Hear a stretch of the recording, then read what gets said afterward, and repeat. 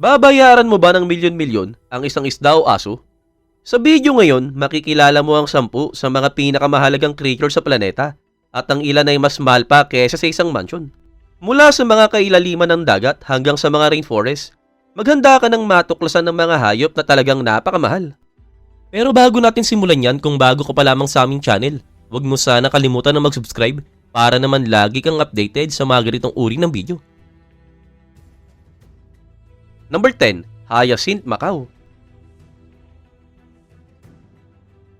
Maaring mukhang isang makulay na ibon lamang ito, pero ang Hyacinth Macaw ay maaring nagkakahalaga pa kaysa sa isang bagong kotse. Ang makulay na asul na ibon na ito ay nasa ika-10 pwesto sa listahan ng pinakamahal na creature sa planeta. Ito ay native sa South America, lalo na sa Brazil, Bolivia at Paraguay. Kilala ang Macaw na ito sa kanyang malaking sukat na umaabot na hanggang 1 metro ang haba at siya ang pinakamalaking uri ng sitasid sa buong mundo. Ang makinang na asul na balahibo nito ay isang tunay na tanawin na nakakabighani at bihira sa kalikasan. Kaya naman marami sa mga collector at breeder ng mga ibon ang handang magbayad ng malaking halaga para sa isang exemplar. At hindi lamang sa itsura nagmumula ang halaga nito. Napakatalino rin ng ibon na ito na kung saan kaya nitong matutunan ng mga utos, gayahin ng mga tunog at bumuo ng matibay na ugnayan sa mga tao. Masunurin, mapaglaro at maamoy ito, isang tunay na kakaibang kasama. Sa kagubatan, naninirahan ito sa mga lugar ng jungle at sabana at kumakain ng mga matitigas na mani na kung saan tanging ang kanyang matibay na tuka lamang ang makabibiyak. Ang kakaiba pa dito, ang ibon na ito ay isa sa mga pinakamalakas na kagat sa lahat ng ibon. Sa kasamaang palad, ang kanyang kagandahan ay naging dahilan din ng kanyang kapamakan. Dahil sa illegal na trafficking at pagkasira ng kanyang tirahan, nanganganib na talaga itong maubos. Sa kasalukuyan, ang legal na pagbebenta ay posible lamang kung mayroong mahigpit na documentation at mapatunayan ng pinagmulan mula sa isang otorisadong breeder. Isa itong bihirang-bihira, mahal at talagang kaakit-akit na ibon. Simbolo ng tropical na kasaganahan at delikadong balanse ng biodiversity. Number 9. Tibetan Mastiff.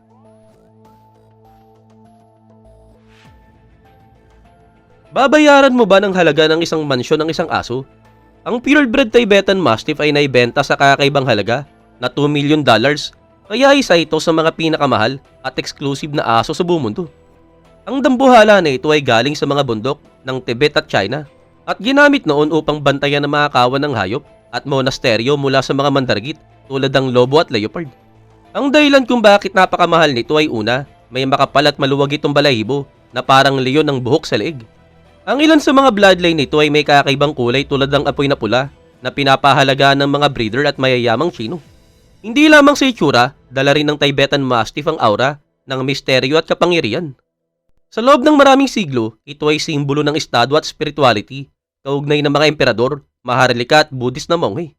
Sila ay napaka-territorial, matalino at independent na aso at hindi ito kaibigan ng mga estranghero, kaya mas mataas ang halaga nito bilang tagapagbantay. Kadalasan, kailangan ito ng karanasan at maraming espasyo para mapalaki ng ligtas at komportable. Ang isang purebred na may mataas sa pedigree ay nagkakahalaga mula $100,000 hanggang $500,000. Subalit ang record ng pagbebenta na $2 million ay para sa isang tuta na naibenta sa China noong 2014. Sa ngayon, ito ay simbolo ng luho at exclusivity at ang pagpapalaki nito ay talagang mahigpit na nire-regulate. Hindi ito karaniwang alagang hayop, para itong domestic na layon na may makalumang kaluluwa. May kakayahan ka ba at handa ang bulsa mo para alagaan ang ganitong aso? O mas gusto mo ang mabait at maamong asong kalye?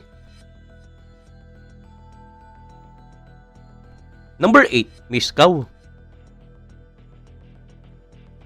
Maaring mukhang kakaiba, pero isang baka ang naibenta sa halagang higit $1 million. Pinag-uusapan natin ang sikat na si Missy, isang Holstein cow na nakasulat sa kasaysayan bilang pinakamahal na baka sa buong mundo.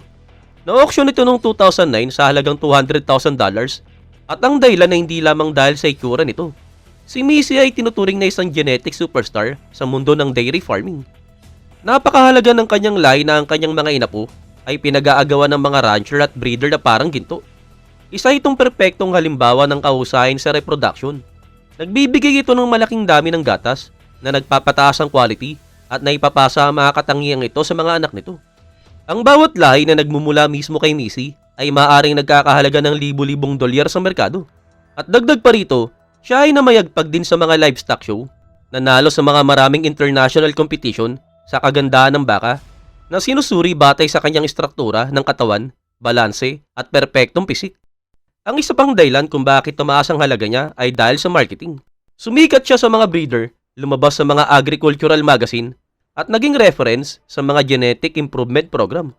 Ang pinakakakaiba pa, kahit na naibenta siya, patuloy pa rin siyang nakakapag-anak ng mga inapo sa pamamagitan ng artificial insemination na lalo pang nagpalaki ng kanyang halaga sa paglipas ng panahon. Sa ngayon, nagpapatuloy ang kanyang legacy sa pamamagitan ng mga anak at apo niya sa buong mundo. Lahat ay tagapagmana ng isang bovine lineage na napakataas ang quality. Ito ay isang baka na hindi lamang alagang hayop sa farm, kundi isang luho at investment sa mundo ng animal genetics. Number 7. Bluefin Tuna. Imagine mo na lang isang isda na naibenta sa halagang $3 million. Mukhang sobra pero ito ang totoong nangyari sa isang bluefin tuna na na-auction sa Japan at nag-break ng record sa mundo ng hayop.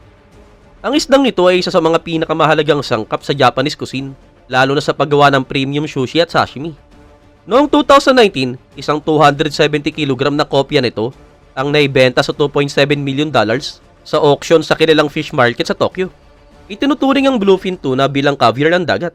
Ang laman nito ay napakalambot, may matinding lasa at natutunaw sa bibig. Sa mga luxury restaurant, kaya nilang magbayad ng daang-daang dolyar para lamang sa isang hiwa nito. Bukod sa lasa, kapag mataas ang presyo ng isda, mas kakaunti lamang ito at mas bihira. Ang labis na pangingisda ay lubos na nagpapababa sa mga populasyon nito, kaya nangangarib na itong mawala. Kaya naman ang malalaking specimen ay bihira at dahil dito, mas mahal. Ang bluefin tuna ay maaaring umabot ng 3 meters ang haba at tumitimbang ng hanggang 450 kilograms. Isa itong mabilis at malakas na manlalangoy na naninirahan sa malalawak na karagatan, kaya naman mahirap na itong hulihin. Ang Japan ang pangunahing merkado nito na kung saan sa bawat auction sa simula ng taon, ang presyo ng unang isda ay may simbolikong kahalagahan. Ang pagbili ng unang tuna ay hindi lamang basta pagkuha ng isda, ito ay prestige at publicity para sa mga malalaking chain ng restaurant. May isip mo ba na isang ulam ang nagkakahalaga ng milyon-milyon bago pa man ito ihain? Mag-i-invest ka ba ng ganung halaga sa isang alagang hayop? O mas gusto mo na lang silang panoorin mula sa malayo? Ipaalam mo naman sa amin sa komento ang kasagutan mo. Number 6. Green Monkey. Babayaran mo ba ng milyon-milyon ang isang hayop na hindi man lang nanalo sa karera? Ganito ang nangyari kay Green Monkey, isang English thoroughbred horse na nakasulat sa kasaysayan bilang isa sa mga pinakamahal na naibentang kabayo kahit na hindi ito nagtagumpay sa karera. Noong 2006, na-auction ito sa halagang $16 million sa Estados Unidos at ang dahilan ang kanyang lineage. Si Green Monkey ay nagmula sa mga alamat ng horse racing tulad ni Northern Dancer at Secretariat at inaasa na mamamana niya ang bilis at talento ng kanyang mga ninuno. Sa pisikal na aspeto, siya ay perpekto, tamang istruktura ng kalamnan, eleganting galaw at mahusay na kalusugan. Lahat ay nagpapakita na siya ay magiging fenomeno sa karera. Subalit pagdating sa karera, nabigo siya. Nakilahok lamang siya sa 3 karera at hindi nanalo kahit isa. Ang kanyang halaga ay hindi nakasalalay sa performance, kundi sa potential na reproduction. Pagkatapos umalis sa karera, ginamit si Green Monkey bilang stud sa mga reproduction program na may pag-asa na ang kanyang mga inapo ay magiging tunay na kampyon. At bagamat hindi naging mga kampyon ang kanyang mga anak, kapansin-pansin pa rin ang kabayo at nananatili itong simbolo ng luho at speculation sa mundo ng mga hayop. Pumanaw siya noong 2018, subalit ang kanyang pangalan ay nananatiling alalahanin bilang isa sa mga pinakakakaibang halimbawa ng sobrang pagpapahalaga sa mga hayop. Pinatutunayan ni Green Monkey na minsan ang pedigree ay mas mahalaga kaysa sa performance at paalala ito kung gaano hindi mahulaan ang mundo ng elite ng mga hayop. Sa ganitong kalakaran, handa ka bang mag-invest ng milyon-milyon dahil lamang sa isang apelyido? Number 5. African Elephant.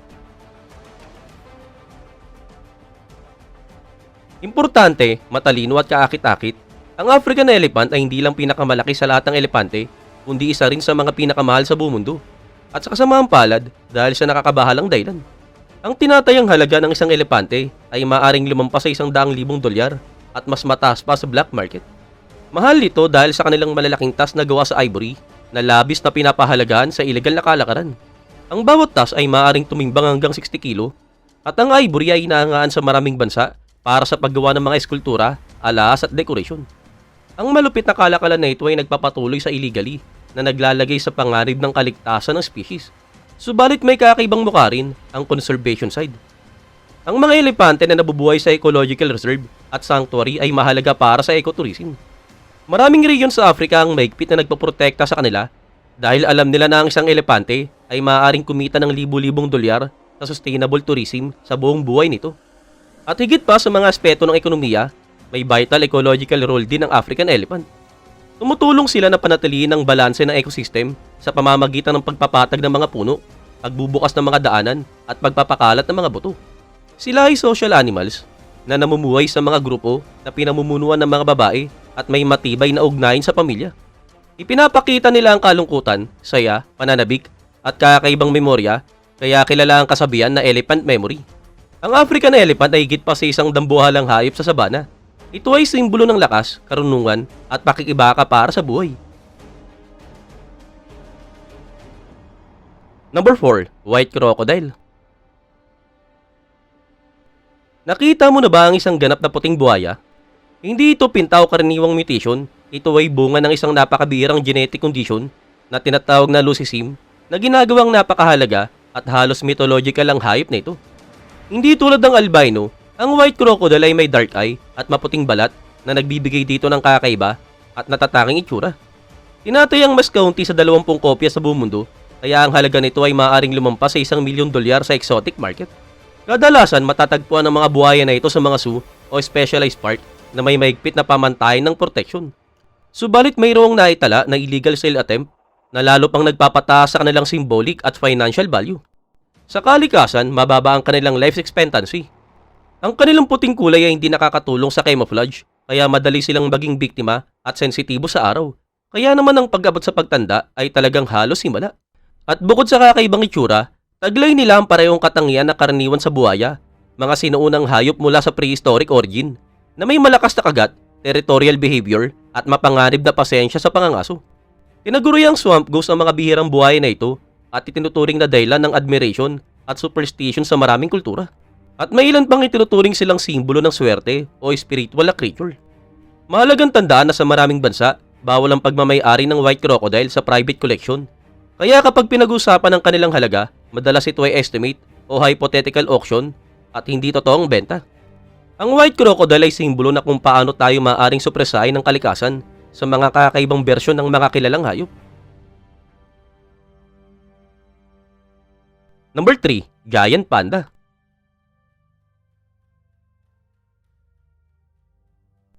Bihira ang hayop na kasing minamahal at kasing mahal gaya ng panda, isang simbolo ng conservation at ng China mismo.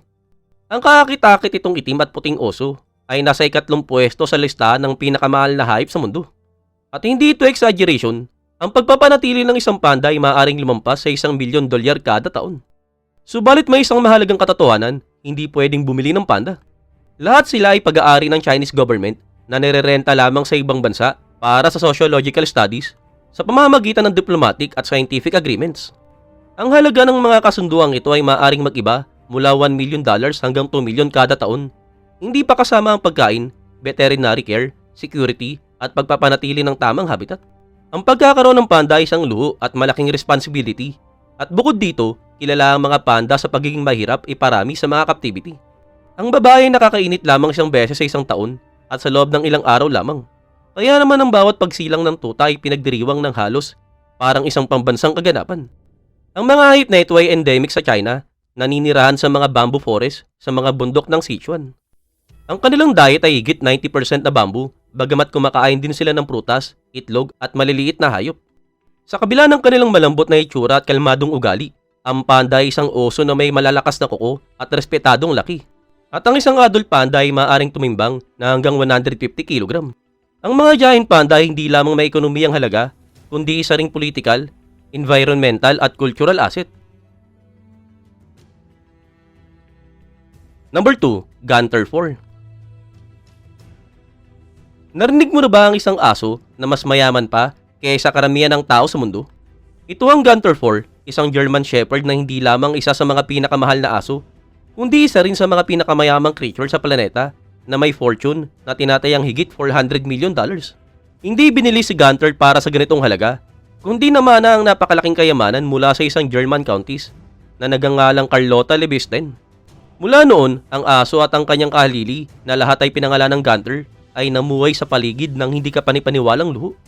Si Gunter 4 ay nagmamay-ari ng mga mansion, luxury car, naglalakbay sa private jet, at may mga investment sa real estate. Ang isa sa kanyang mga property ay walang iba kundi isang lumang mansyon ni Madonna sa Miami. Pero syempre, ang kayamanan ay pinamamahalaan ng isang foundation ng mga tao ang nagpapatakbo. Ang aso ay simbolo ng legal hair na nagpapanatili sa buhay na eccentric tradition ng counties. May special na dieta si Gunter at inihahanda ng mga chef at inaalagaan ng mga top-level veterinarians. Naging icon siya sa mga pop culture, lumalabas sa mga news report, documentaries, at kahit sa mga advertising campaigns. Sa kabila ng lahat ng luho, sa puso, si Gunter ay isang German Shepherd tulad ng iba. Loyal, matalino, protective, at puno ng energy. Si Gunter 4 ay isang halo ng pet, millionaire, at canine celebrity. Isang totoong kwento na parang kuha sa isang comedy. Number 1, Sperm Whale. Sa tuktok ng listahan, nariyan ang isang marine giant, hindi lamang dahil sa laki nito, kundi dahil sa halaga ng isang sustansya na ginagawa ng katawan nito. Pinag-uusapan natin ang sperm whale, ang pinakamalaking toothed whale, at ang nakakatuwa, ang hayop na ito ay gumagawa ng floating gold. Ang halaga nito ay nagmumula sa ambergris, isang waxy at bihirang substance na inilalabas ng sperm whale mula sa digestive system. Kapag lumulutang ito at tumatagal sa dagat, nagiging mahalaga ito sa industriya ng luxury perfumes. Ang isang bloke ng ambergris ay maaaring ibenta ng hanggang $50,000 kada kilo. At may mga natagpo ang piraso hanggang 40 kg na may tinatayang halaga na $4 million. Ang substance na ito ay ginagamit upang mapanatili ang bango ng pabango ng mas matagal. Kaya naman matatagpuan ito sa mga pinaka-exclusive na pabango sa mundo. Ang amoy nito ay banayad, earthy, at halos imposibleng kopyain gamit ang synthetic na paraan. Subalit ang sperm whale ay may halaga pa higit dito. Umaabot ito ng hanggang 20 meters ang haba at isa sa mga pinakamalaking predator sa planeta. Kaya nitong lumangoy ng napakalalim at humaharap sa giant squid sa higit 1,000 metro sa ilalim ng dagat. Isa rin itong hayop na napakatalino na may pinakamalaking utak sa animal kingdom, may komplikadong social behavior at may mga vocalization na parang tunay na submarine language. Sa kabutihang palad, ang commercial na pangingisda at paggamit ng ambergris ay pinagbabawal at legal lamang ito kung ito ay natagpuan ng natural sa dagat.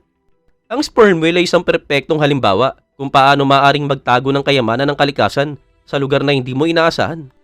Talagang nakakabiganing isipin na ang ilan sa mga hayop na ito ay nagkakahalaga pa ng higit sa bahay, kotse o kahit isla.